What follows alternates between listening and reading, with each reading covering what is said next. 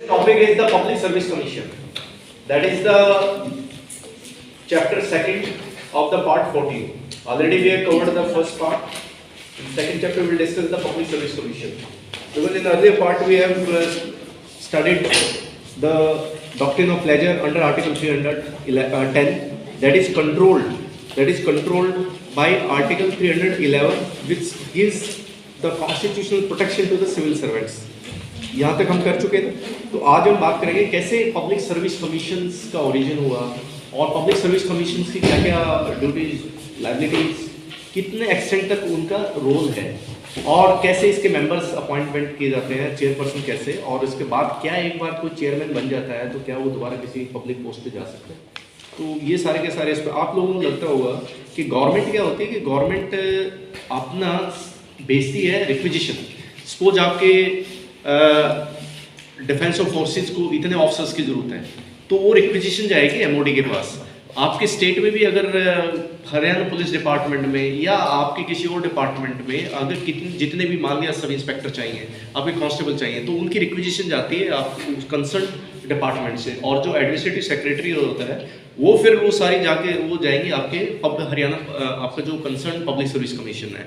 और उसके बाद सिर्फ पब्लिक सर्विस कमीशन का काम ये है कि वो best lot on the merit list बनाएंगे और उन कैंडिडेट्स को फिर वापस उसकी लिस्ट है जो कंसर्न डिपार्टमेंट से जहाँ से रिक्विजिशन रिक्वेस्ट आई थी उनको भेज देंगे. यानी अगर मान लिया आपके हायर एजुकेशन डिपार्टमेंट को इतने असिस्टेंट प्रोफेसर चाहिए पर्टिकुलर मान लिया 1000, तो वो एचपीएससी को भेज देंगे, हरियाणा पब्लिक सर्विस कमीशन को, और फिर एचपीएससी एक अपना जो रूल्स हैं उनके रूल्स के हिसाब से जो आपके हायर एजुकेशन क्लास बी के जो रूल्स है तो उनके हिसाब से फिर क्या है कि एचपीएससी एक एंट्रेंस एलिजिबिलिटी चेक करेगा, फिर एक एंट्रेंस लेगा, फिर जो भी उसका कंपोजिशन है इंटरव्यू का और यूजीसी के जो रेगुलेशंस है उनको फॉलो करते हुए एक रिकमेंडेड कैंडिडेट्स की लिस्ट है वो हायर एजुकेशन डिपार्टमेंट को वापस भेज देंगे. अब ज्वाइनिंग कराना वो कंसर्न डिपार्टमेंट का. तो इससे आप क्या समझे कि जो पब्लिक सर्विस कमीशंस हैं वो स्पेशलाइज्ड एजेंसीज हैं, वो सिर्फ बेस्ट लॉट आइडेंटिफाई करते हैं और बेस्ट कैंडिडेट रिकमेंड करके वापस कंसर्न डिपार्टमेंट को भेज देते हैं. अब आगे का सारा जो काम है वो उस कंसर्न डिपार्टमेंट का होगा कि जैसे मान लिया कि ये पुलिस का है तो वो डीजीपी पुलिस को भेज देंगे और डीजीपी पुलिस फिर क्या है उनकी मधुबन में एकेडमी है जो वहाँ ट्रेनिंग कराएंगे और फिर पोस्टिंग. तो वहाँ से सिर्फ जो कमीशन का काम है पब्लिक सर्विस कमीशन का काम है वो सिर्फ और सिर्फ best lot as per rule identify करके और लिस्ट भेजता है. बस यहाँ उसकी कहानी खत्म हो जाती है. या कुछ मैटर्स में आप देखोगे कभी कभार क्या है कि उनसे ओपिनियन भी मांगे जाते हैं प्रमोशन मैटर में, सर्विसेज मैटर में, क्योंकि स्पेशलाइज्ड एजेंसीज हैं, लेकिन वो रिकमेंडेशन बाइंडिंग भी नहीं है स्टेट के ऊपर. और अगर स्टेट चाहे तो कुछ सर्विसेज का प्रीव्यू उस कमीशन से बाहर भी किया जा सकता है. राइट. तो ये तो है आपका पब्लिक सर्विस कमीशन की कहानी. उससे पहले मैं सोच रहा हूँ कि तुम्हें थोड़ा सा ये भी पता होना चाहिए कि पब्लिक सर्विस कमीशन का आइडिया कैसे आया. ठीक है. तो ये एक हिस्टोरिकल पर्सपेक्टिव में मैं बात कर रहा हूँ. देखिए जैसे पहले आपकी ईस्ट इंडिया कंपनी आती है तो ईस्ट इंडिया कंपनी क्या था, पहले जो डायरेक्टर ऑफ द कंपनी थे ना वो नॉमिनेट करते थे कि भैया ये आपका ऑफिसर होगा, तो ऑफिसर बाय नॉमिनेशन. तो जो भी उनका साइकोफेंट्स है, जो भी जिनको अच्छा लगता है जिसको नॉमिनेट करते हैं वही आपका बन जाता था पहले. तो फिर क्या हुआ धीरे धीरे, और उनको क्या करते थे कि हेलेबरी कॉलेज एक लंदन में है, मैं सवेरे साइड पे भी चेक कर रहा था इस कॉलेज को, तो काफ़ी रिनाउंड यूके से आई थिंक ये अपना लंदन से 15 माइल्स दूर है और वहाँ पर 500 एकड़ में काफ़ी अच्छा वेल इंफ्रास्ट्रक्चर्ड ये कॉलेज है, इंस्टीट्यूशन है यूके का. तो वहाँ पर ये लोगों को ट्रेनिंग देते थे इनको जो ये नॉमिनेटेड होते थे civil servant East India Company द्वारा, और फिर वो रिस्पेक्टिव जैसे उनके तो वो साउथ अफ्रीका में भी था, इंग्लैंड अपना इंडिया में भी था, तो जहाँ जहाँ भी उनका कंपनी का वो कंट्रोल था तो वहाँ उनको भेज देते थे गवर्न करने के लिए. फिर लेकिन जो फर्स्ट टाइम जो हुआ वो 1854 में आपका जो पहली बार सिविल सर्विस का जो आइडिया है वो लॉर्ड मैकॉले की रिपोर्ट पे आया था. तो लॉर्ड मैकॉले की जो सिलेक्ट कमेटी ब्रिटिश पार्लियामेंट की थी 1854 लॉन्ग बैक, और तो ये आपका सिविल सर्विस का यहाँ पे जन्म होता है. और 1855 में फर्स्ट टाइम रिटन एग्जामिनेशन होता है आपका 1855 में, और आपका जो point of noted here catch them young, यानी उस समय जब ये 1854 में जब सिविल सर्विस का स्टार्ट हुआ और 55 में फर्स्ट टाइम एग्जाम होता है तो उसकी जो एज थी वो 18 to 20 इयर्स थी. तो कैच देम यंग, बिल्कुल यंग बच्चे लिए जाते थे उस एंट्रेंस के थ्रू. और पॉइंट ऑफ नोटेड हियर उसका जो टेस्ट होता था वो आपका इंग्लैंड में ही होता था। तो इंडियंस को पार्टिसिपेट करना है तो इंडियंस को फिर वहाँ जाके एंट्रेंस देना होता था, तो ओवरसीज ट्रैवल करके, तो इतना आसान नहीं था। अब तो आपके अगर आपको यूपीएससी का या कोई भी एग्जाम देना है तो आपको 30, 40, 50, 70, 80 किलोमीटर के दायरे में आपका सेंटर है, तो सोचिए उसमें कितनी दिक्कतें होती थी। तो लेकिन अब 1855 जो पहला हुआ और 1864 में तो जो first ICS Indian civil service, ठीक है, ये मैंने पिछले क्लास में बताया था कि earlier it was known as Indian civil service, ठीक है ना, एक्चुअली इंडियन नहीं था, इसको बोलते थे इंपीरियल सिविल सर्विस, ठीक है। तो यहाँ पर आपका पहले आपने रविंद्रनाथ टैगोर जी का नाम सुना होगा, उनके ब्रदर जो थे श्री सत्येंद्रनाथ टैगोर, वो पहले आईसीएस ऑफिसर थे, याद रखना है, ये फैक्चुअल है, कभी कभार पूछ ली जाती है चीजें। तो उसके बाद 3 साल के बाद 4 लोग और हुए, और इस तरीके से आपको पता है कि नेताजी सुभाष चंद्र बोस की भी 4th रैंक थी। तो वो काफी बाद में आए थे, तो उनका भी एग्जाम ये क्लियर था। तो जो बहुत ब्रिलियंट थे वो ओवरसीज जाके वहां जाके भी उन्होंने क्वालिफाई किया है। तो क्या हुआ कि काफी यहाँ से पेटिशन जाती थी कि आप इसका आईसीएस का जो सेंटर वो इंडिया में रख लीजिए, और फाइनली जाके ये फर्स्ट वर्ल्ड वॉर के बाद जो क्या हुआ, काफी इनको धक्का लगा, और फिर मॉन्टेग्यू रिफॉर्म जो आया आपका गवर्नमेंट ऑफ इंडिया एक्ट जो आपका 1919 के बाद, तो इसके बाद क्या हुआ कि पहला सेंटर बना था इलाहाबाद में इंडिया में आईसीएस एग्जाम के लिए, और उसके बाद आपका दिल्ली में सेंटर बना, और इस तरीके से ये इंडियनाइजेशन ऑफ इस सिविल सर्विस स्टार्ट हो गया। तो यहाँ पर एक मैंने बताया था कि पुलिस का जो इसको पहले बोलते थे इंपीरियल सर्विस, मैंने बताया था लास्ट टाइम में, तो अब इसको हमने नाम इसका बदल के लिख दिया Indian police service. Earlier it was the imperial police, imperial police या इंडियन पुलिस बोल दीजिए आप। तो ये 1893 में जाके हुआ था, तो वो 1855 में शुरू हो गया था आईसीएस वाला। तो ये आईपी वाला एग्जाम तो काफी लेट आया है इसके बाद। तो यहाँ पर इंडियंस के लिए क्या है कि इसको 1920 में खोला गया पुलिस सर्विस, अदरवाइज जो असिस्टेंट सुपरिटेंडेंट ऑफ पुलिस तो सारे ब्रिटिश ऑफिसर्स ही थे। तो 1920 में जाके इंडियंस को अलाउ किया गया पुलिस सर्विस को, क्योंकि देखिए लॉ एंड ऑर्डर मेंटेन करना पुलिस का काम है, तो police is very strong department. तो ब्रिटिशर्स ने बहुत लेट ओपन किया इंडियंस के लिए ये इस चीज को। अब जाके आपका फिर क्या हुआ कि उसके बाद देखिए ली कमीशन आया, और 1931 तक क्या पोजीशन थी कि जो एसपी लगते थे वो इंडियंस, टोटल कैडर का 20% ही इंडियंस लगते थे, तो काफी रिस्ट्रिक्टेड था, ओपन भी किया लेकिन फिर भी बड़ा रिस्ट्रिक्टेड रखा उन्होंने पुलिस सर्विस को इंडियंस के लिए। और जाके फाइनली धीरे धीरे रिफॉर्म स्टार्ट हुए। तो इसमें ज्यादा ना जाते हुए डिटेल अब मैं बताता हूँ कि आपको एक इंपीरियल फॉरेस्ट डिपार्टमेंट भी था, जिसको आज हमने कैडर बना दिया आपका आईएफएस, इंडियन फॉरेस्ट सर्विस, ठीक है ना। तो यहाँ इसको भी 1864 में शुरू किया, फिर इसको ऑर्गेनाइज करते करते और इस तरीके से इसका जो फाइनली इंडियन फॉरेस्ट सर्विस है 1966 में आपका जो है इसको हमने क्रिएट किया। तो देखिए यहाँ पर जो आपकी अब आ जाती है, ये तो होगी थी आपकी इंपीरियल सिविल सर्विस या इंडियन सिविल सर्विस, और उसके बाद आपकी जो सेंट्रल सर्विसेज भी हैं, जैसे आज आपका अगर आईआरएस है, अब यूपीएससी एग्जाम लेता है आईएएस आईपीएस आईआरएस, अब ऑल इंडिया कैडर जो ऑल इंडिया सर्विस है वो आपकी आईएएस आईपीएस आईएफएस, लेकिन आईआरएस है आपकी इंडियन डिफेंस स्टेट सर्विस है, इंडियन डिफेंस अकाउंट सर्विसेज है, वो सारी की सारी सेंट्रल सर्विसेज हैं। इनकी सर्विसेज स्टेट को दे दी जाता है, वो ऑफिसर स्टेट को हो जाता है, लेकिन जो दूसरे हैं वो कहीं पे भी आपको पूरे इंडिया उनका रेगुलेशन होता है, और उसको आपका जो है ये ministry of personnel public grievances and pension जो डिपार्टमेंट है वो इसको डीओपीटी है वो हैंडल करता है इस पूरे कैडर को, तो वहां से इनका चलता है सारा। तो देखिए अब करते करते जिस तरीके से आपकी जो ये दूसरी सर्विसेज थी, तो इनको बोलते थे कोविनेटेड और अनकोविनेटेड, ठीक है, जिसको आज हम सेंट्रल सिविल सर्विस बोल रहे हैं आपकी, और आपका प्रोविंशियल जो सर्विसेज। तो देखिए इस तरीके से आपका गवर्नमेंट ऑफ इंडिया एक्ट 1919 का अगर कोई डाउनलोड करता है गूगल से, तो उसमें आप जाके देखोगे सेक्शन 96 है, जिसमें बात करता है establishment of India in India of a public service commission which should discharge in regard to the recruitment and control of the public service in India. तो बेसिकली पहली बार एक स्ट्रक्चर्ड मैनर्ड में 1990 के एक्ट के हिसाब से ये आता है, और स्टैट्यूटरी प्रोविजंस था जिसका नाम था पब्लिक सर्विस कमीशन। तो इसको हम सेंट्रल पब्लिक सर्विस कमीशन बोलते थे, और ये 1 अक्टूबर 1926 को इस्टेब्लिश हुआ, जो बाद में गवर्नमेंट ऑफ इंडिया के 1935 आया।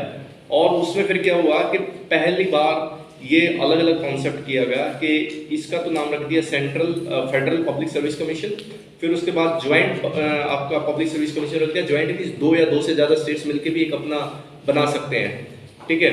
और थर्ड रख दिया स्टेट पब्लिक सर्विस कमीशन। तो 1935 वाले एक्ट में इसको थोड़ा सा और बेटर स्ट्रक्चर किया गया। तो यहाँ पर जो आपका अब प्रोविजन जो आर्टिकल है वो मैं आपको बाद में कराता हूँ, और इनफैक्ट चलो मैं पहले ही करवाता हूँ आपको। अगर आप अपने बेयर एक्ट में जाएंगे और आर्टिकल 378 निकालें एक बार, आर्टिकल 378, तो आर्टिकल 378 में आपको क्या मिलेगा कि इसमें जो प्रोविजंस हैं आपके पार्ट 21 ऑफ द कॉन्स्टिट्यूशन में टेम्परेरी ट्रांजिशन स्पेशल प्रोविजंस, तो आर्टिकल 370 काफ़ी न्यूज़ में रहता है, तो वो भी इसी पार्ट में है, पार्ट 21 में। तो इसमें जो सारे टेम्परेरी ट्रांजिशनल, यानी हम एक स्टेज से दूसरी स्टेज में जा रहे हैं, हम हमारा कॉन्स्टिट्यूशन इम्प्लीमेंट हुआ तो कैसे चीज़ें वो शेप लेंगी, तो वो ये बातें करता है। तो 378 अगर अपने बेयर एक्ट में देखेंगे आप, तो क्या है, the provisions as to the public service commission.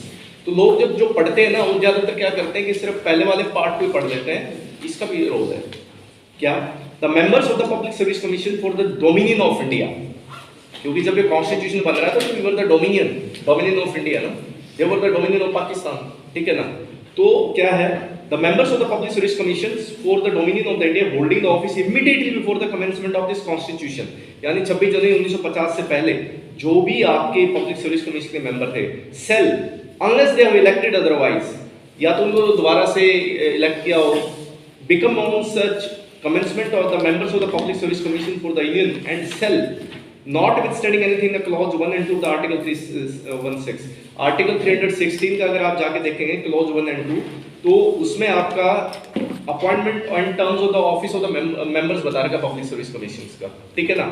तो वो इसके ऊपर लागू नहीं होगा, but subject to the provision clause 2 of that article continue to hold office until the expiration of the terms of the office is determined under the rules which were applicable immediately before the commencement of, यानी ये सिर्फ इतना कहना चाह रहा है कि भाई अगर 26 जनवरी 1950 से पहले पब्लिक सर्विस कमीशन के जो मेंबर थे, ठीक है ना, अगर कोई रिटायर हो गया, ठीक है, जिसका टाइम रहा, तो they will continue with the same term and conditions with which they were appointed.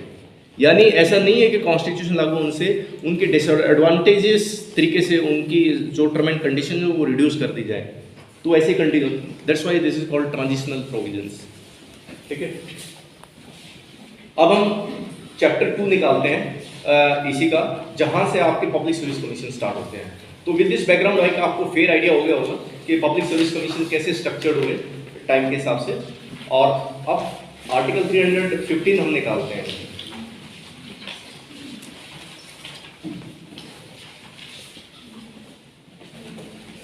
देखिए, public service commission for the union and for the states subject to the provision of this article means only article 315, not the entire constitution.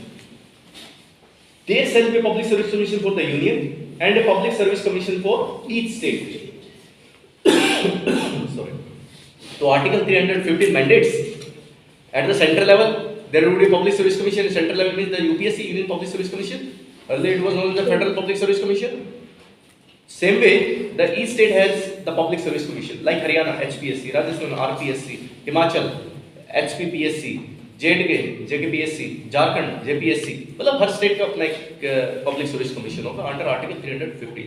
कोई भी चीज हवा में नहीं आती है, कहीं ना कहीं उसका स्टैट्यूटरी मिलेगा provision. Two or more states agree that there shall be one public service commission for that group of states, and if a resolution to that effect is passed by the house or where there are the two houses by the each house is the legislature of those states, comma, तो यानी अगर कोई दो state से मिलके एक joint public service commission बना रहा है, समझ रहे हो जो बोल रहा हूँ, तो पहले तो दोनों स्टेट के अपने जो लेजिस्लेचर एप्रोप्रिएट लेजिस्लेचर वहां से पास कराएंगे। यूनिकैमरल है तो यूनिकैमरल, बाइकैमरल है तो बाइकैमरल, ठीक है ना। तो यूनिकैमरल बाइकैमरल का मतलब समझ रहे हो तुम? Yes sir. जैसे हरियाणा यूनिकैमरल है, यानी विधान आपकी स्टेट असेंबली है, काउंसिल नहीं है यहाँ पे, जैसे यूपी में है, ठीक है ना, ऐसे। तो उसके बाद ये काम होने के बाद क्या है, पार्लियामेंट में by law provide for the appointment of a joint public service commission referred to this chapter as joint commission to serve the needs of those states. तो यानी ये है कि अब मैं बताता हूँ 1966 1 नवंबर जब हरियाणा अलग हुआ पंजाब से, तो वेरी इंटरेस्टिंग, हरियाणा और पंजाब का पहले ज्वाइंट पब्लिक सर्विस कमीशन था। वहाँ अब उनका पीपीएससी है, अपना एचपीएससी है, वहाँ पंजाब पब्लिक सर्विस कमीशन है। तो पहले कुछ टाइम के लिए हमारा ज्वाइंट रहा, फिर हमने अलग अलग कर दिया।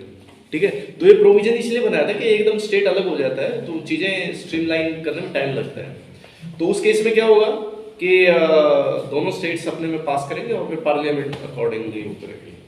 तो यानी देखिए पार्लियामेंट कंट्रोल रखती है जब भी दो स्टेट्स का मैटर आ जाता है।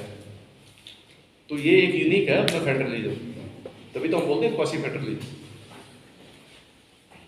Third, any such law as above said may contain such incidental consequential provisions may be necessary or desirable for giving effect to the purpose of the law। ये कुछ नहीं, ये वो चीज कह रहा है कि अगर ये चीजें लागू करनी है ना, ट्रांजिशनल फेज उसकी बातें कर रहे हैं। Fourth, the Public Service Commission for the Union, if requested so to do by the governor of a state, may with the approval of the president agree to serve all or any of the needs of the state। यानी ये मान रहे हैं कि भाई UPSC हमारा जो है 1926 से काम कर रहा है, स्पेशलाइज्ड एजेंसी है, फेयर एजेंसी है, ट्रैक रिकॉर्ड बहुत अच्छा रहा है। तो अगर कोई स्टेट आता है और स्टेट को ऐसा लगता है कि हम अभी अब उस कॉम्पिटेंसी हमने इस सर्विसेज में नहीं ली अभी, तो वी शुड और अदरवाइज वो यूपीएससी की हेल्प लेते हैं कोई एग्जाम कंडक्ट कराने में। जैसे एक बार हुआ था यहाँ एचपीएससी में, इसके मेंबर्स तो सस्पेंड भी कर दिए थे करप्शन चार्जेस में, और फिर यूपीएससी को लिखा था, यानी थ्रू प्रेसिडेंट, गवर्नर के थ्रू जाएगा प्रेसिडेंट के पास, तो कि भाई आपको ये जो जैसे एचपीएससी के जो अपॉइंटमेंट है अगर वो यूपीएससी लेने लग जाए, तो अगर ऐसा हो जाए तो बहुत अच्छा है प्रैक्टिकली। लेकिन कोई भी स्टेट भैया अपनी पावर अपनी मूछें क्यों दूसरे के हाथ में देगा। तो वो क्या था कि उसके जो मेंबर थे वो पिछली गवर्नमेंट के लगाए हुए थे और दूसरी गवर्नमेंट मीनवाइल आ जाती है और इनका टर्म फिक्स है, कॉन्स्टिट्यूशनल पोस्ट है, तो आप सर्टेन प्रोसीजर फॉलो किए बगैर उनको हटा नहीं सकते। तो जब तक रहेंगे तो भैया आप अपने उनकी इंटीग्रिटी डाउटफुल रहेगी दूसरी पार्टी से जो बन के आए हैं। तो इस तरीके से लेकिन रिफ्यूज कर दिया था, बोले कि हम ऑलरेडी ऑक्यूपाइड है, क्योंकि यूपीएससी साल में 14-15 बड़े एग्जाम देता है, NDA, CDS, IAS, Indian engineering service, आपका Indian economic service, Indian statical service, है ना, बहुत सारे एग्जाम्स होते हैं। तो समझ आ गया, तो स्टेट की भी हेल्प मतलब कर सकता है UPSC. Fifth, reference in this constitution to the union public service commission of the state public service commission shall, unless the context otherwise requires, be construed as a reference to the commission serving the needs of the union or as the case में state as respect the particular matter in question। ये कुछ नहीं है, references की बात करें। अब article 316 पे आ जाइए आप। The appointment and the terms of the office of the members, the chairman and the other members of the public service commission shall be appointed in case of the union commission और a joint commission by the president. यहाँ पे point to be noted here, अगर UPSC का है तो उसके आपके चाहे मेंबर है जो chairperson that would be appointed by the president, और स्टेट के जो ज्वाइंट कमीशन बना है, ज्वाइंट दो या दो से ज्यादा स्टेट का, उस केस में प्रेसिडेंट अपॉइंट करेगा। सुनाई बात आपको? yes. हाँ, नहीं तो फिर ये पंगा पड़ जाएगा। अगर दोनों का ज्वाइंट है तो पंजाब वाला गवर्नर ये कहेगा कि मैं अपॉइंट करूंगा, हरियाणा वाला कहेगा मैं अपॉइंट करूंगा, ठीक है ना? yes. तो प्रेसिडेंट विल अपॉइंट, ये 316 में क्लियर हो गया।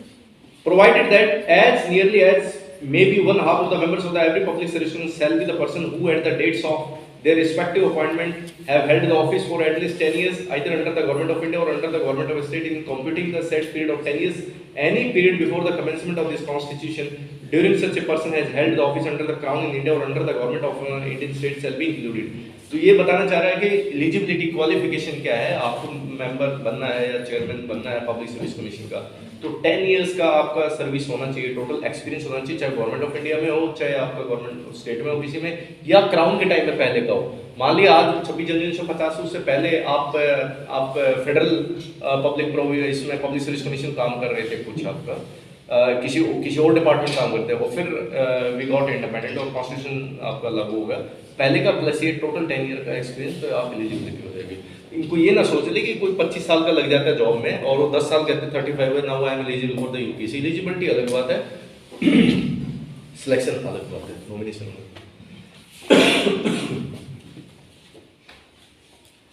अब देखिए ये आपका 15th अमेंडमेंट एक्ट 1963 में इसको अमेंड किया, अब अमेंडिंग पावर तो है पार्लियामेंट के पास। If the office of the chairman of the commission becomes vacant, or if any such chairman is by reason of the absence or for any other reasons unable to perform the duties of his office, those duties shall, until some person appointed under the clause 1 to the vacant office has entered on the duties thereof, as the case may be, until the chairman has resumed his duties, be performed by one of the such other members of the commission as the president in case of the Union of the Public Service Commission or UPSC case में, और joint state public service commission case में president और state के matter में governor. ठीक है। 2. A member of the Public Service Commission shall hold office for a term of the 6 years from the date on which he enters upon his office or until he attains, in the case of the Union Commission, the age of the 65 years, either 6 years or 65 years, and in case of the State Commission or a Joint Commission, the age of 62 years, whichever is earlier। ये जहाँ पे भी whichever is earlier का मतलब क्या होता है, मैं आपको बता देता हूँ। अब यहाँ पे क्या कह रहे हैं कि मान लिया यूपीएससी का या जो भी स्टेट पब्लिक सर्विस कमीशन का है आपका मेंबर, अब क्या है कि उसमें 6 इयर्स या 65 whichever is earlier। अगर कोई बंदा लगता है, मैं बताऊँ आपको 55 की एज में, तो इसमें 6 इयर्स जोड़ दीजिए, वो 61 की एज में रिटायर हो जाएगा। अगर कोई लगता है, मान लिया लगता है 62 की एज में है, तो वो 60, वो कहेगा अच्छा जी मैं तो 68 में रिटायर होना चाहिए, नहीं वो 65 में उसको जाना पड़ेगा। तो whichever earlier, मतलब जो पहले चीज आएगी वो हो जाए। ठीक है। और ये ज्वाइंट पब्लिक सर्विस कमीशन में एज कम है। ठीक है। उसमें कितनी है? 62। तो ये छोटी छोटी चीजें है ना, तो आपको मैटर करती हैं। और मैं आपको ये भी बताना चाहूंगा कि आप एक है ना टेबल बना लें। देखो वैसे तुम लॉ के स्टूडेंट हो, तुम्हारे उसमें तो वैसे चांसेस कम ही होते हैं, लेकिन जैसे जो कॉम्पिटिटिव एग्जाम्स की तैयारी जो कर रहे हैं, यूपीएससी वगैरह, एसएससी वगैरह, दूसरे तो उसमें आप एक ऐसी टेबल बनाइए कि यहाँ तो लिखिए आप आर्टिकल, और ये देखिए कॉन्स्टिट्यूशनल पोस्ट कौन कौन सी हैं। कॉन्स्टिट्यूशनल पोस्ट आप देखोगे कि आपका चीफ इलेक्शन कमिश्नर है, आपका इलेक्शन कमिश्नर है, ठीक है ना, आपका सुप्रीम कोर्ट के जजेज हैं, हाई कोर्ट के जजेज हैं, आपके कैग है, कंट्रोलर ऑडिटर जनरल है, आपका अटॉर्नी जनरल है। तो जो इस तरह की पोस्ट है ना, आप सारी लगाइए। फिर उसके बाद आप देखिए, आपको वैसे याद ही रहेगा, तो इसलिए बेटर है आप ये देखिए कि इनकी अपॉइंटमेंट कौन करता है। प्रेसिडेंट तो देखोगे आप प्रेसिडेंट करते मिलेंगे इनकी। फिर जब आपने देख लिया तो आप ये देखोगे कि इनको हटाएगा कौन, ये भी इंपॉर्टेंट क्वेश्चंस है। तो क्या इनको प्रेसिडेंट ही हटाएगा या प्रोसीजर क्या है इनका? जैसे अब हाई कोर्ट और सुप्रीम कोर्ट के जजेस को हटाने का तो पता है आपको, इम्पीचमेंट का प्रोसेस है, ठीक है ना। और इम्पीचमेंट का प्रोसेस प्रेसिडेंट के वाले केस में भी है, और उसमें टोटल नंबर लिया जाता है, जब मैंने बताया था 6 आर्टिकल, ठीक है ना। तो आप ये देखो कि कैग में और इसमें, और अब हम जो बात कर रहे हैं यूपीएससी के जो मेंबर है, तो यूपीएससी के मेंबर और चेयरमैन को अपॉइंट जो करेगा वो प्रेसिडेंट साहब करेंगे।